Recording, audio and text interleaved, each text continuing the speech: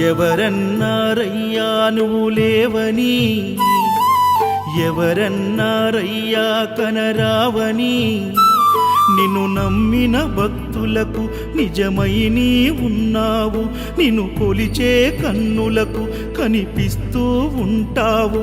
ఎవరేమన్నా అనుకున్నా నిన్ను మరవనయ్యా. శరణమయ్యప్ప స్వామి.